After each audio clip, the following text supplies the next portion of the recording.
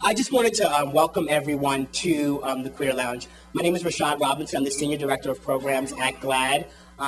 And this is our second year as part of Queer Lounge. And just a wonderful opportunity for us to be able to continue to support LGBT filmmakers and to have these incredible conversations about very important issues that are happening in the community.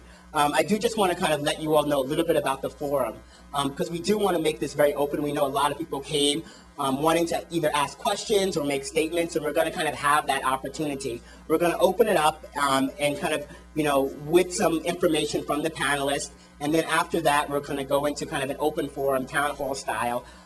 Please keep it brief. There are going to be a lot of people that want to talk, and so while we would love to hear everyone's dissertation, if we can work in soundbite form, that would probably be best.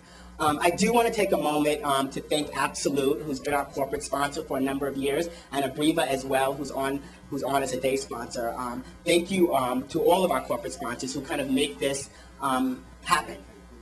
I want to turn it over right now to our moderator, who's going to introduce the panel, B. Ruby Rich, who many of you know has been a long time advocate and filmmaker, has been part of Sundance for a number of years as part of the original committee, coined the phrase the new queer cinema, and is currently a professor at UC Santa Cruz in the documentary department.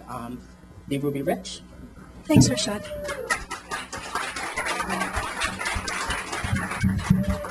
Thanks all of you coming, and while I might love to be a filmmaker, so far I'm not, maybe in my next life.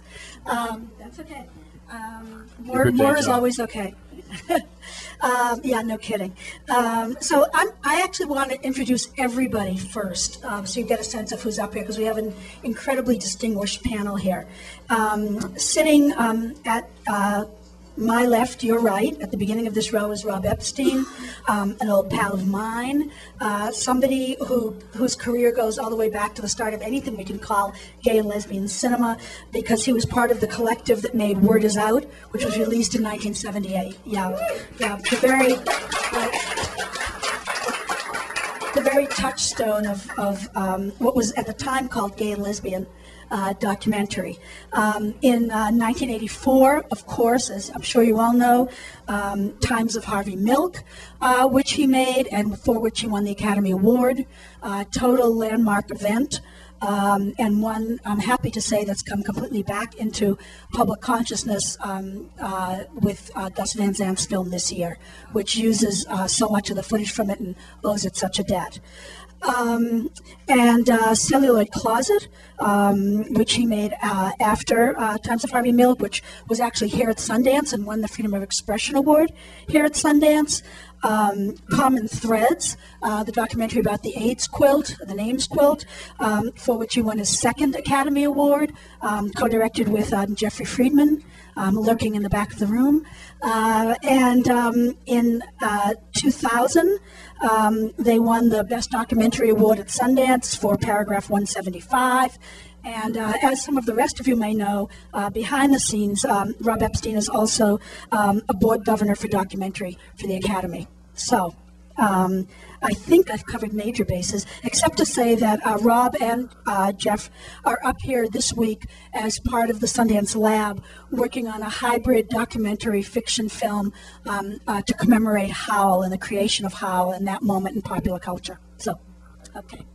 Next up, Matt Coles, who I'm very excited to meet here, who is this kind of also legendary ACLU go-to man, director for LGBT and AIDS programs. He's been the director since 1995, has been with the ACLU for, I guess, 2 decades. And counting, has led and argued major campaigns, including in 1978, the landmark California law banning discrimination based on sexual orientation, the first domestic partner laws, the first domestic partner registration law. In 1996, he wrote a kind of DIY activism book called Try This at Home, about how to enact anti-discrimination legislation. He was the lead attorney in overturning Colorado's notorious Amendment 2, and one of the 2 lead attorneys to argue against Don't Ask, Don't Tell. So from your corner campaign to the Supreme Court, Matt Colt. Also, next to me, moving along on the other side, another old pal of mine, John Cooper. You all probably know Cooper. He's been on the Sundance staff, programming staff, since 1989, 1 year after I first came here. And Director of Creative Development now for the Sundance Institute and Director of Programming for the Sundance Festival. He also moonlighted between 95 and 98 as the Program Director of Outfest. And if anybody, as someone new to the festival from Europe, just asked me today, why does Sundance have so many gay and lesbian films and people here? And I said, well, have you met Cooper? So he's it's not just him, but we'll give him a nod. But I am subversive. Yeah. And sitting next to Cooper, we're coming up to the two people who I'm happy to be meeting today. Dana Frank from Homo Tracker and FAIR. She's a development exec with VH1 and previously at Paramount Vantage and Watermark. A grad of NYU, right? As well as of the AFI Conservatory, and co-founded Homo Tracker and was responsible for producing the Mac PC No on Prop 8 PSAs. And she also co-chaired the very amazingly well-documented November 15th LA rally protesting Prop 8. And finally, next to her, the man you already heard from, but who didn't get to introduce himself, Rashad Robinson, who's the GLAAD Senior Director of Programs, which is GLAAD, of course, is co-sponsoring and overseeing Queer Lounge and this panel. Rashad describes himself as an organizer, advocate, and communicator, and was formerly Communications Director for the Right to Vote campaign and National Field Director at Fair Vote. And this is my favorite. In 2004, for 10 weeks, was the youngest contestant on R.J. Cutler's American Candidate. Love that. Okay, so this is the panel.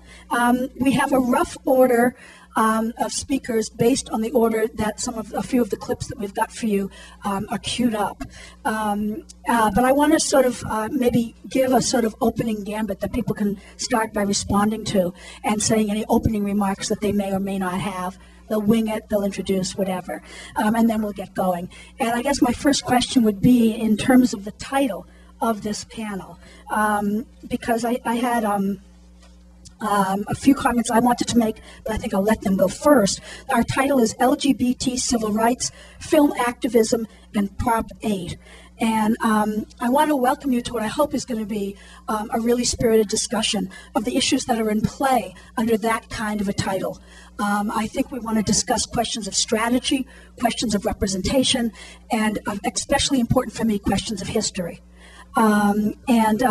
If we can begin with some off-the-cuff remarks, we can see the clips along with that.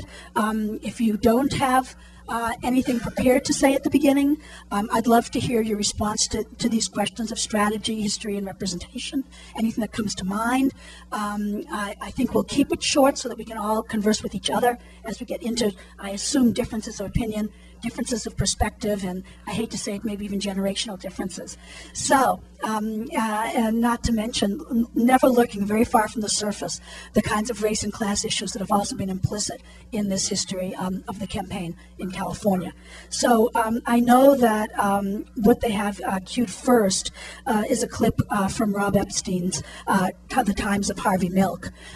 Is that right? Am I right about that? Okay, so we're going to see a short clip first, and then I'll give Rob a chance to say a few words.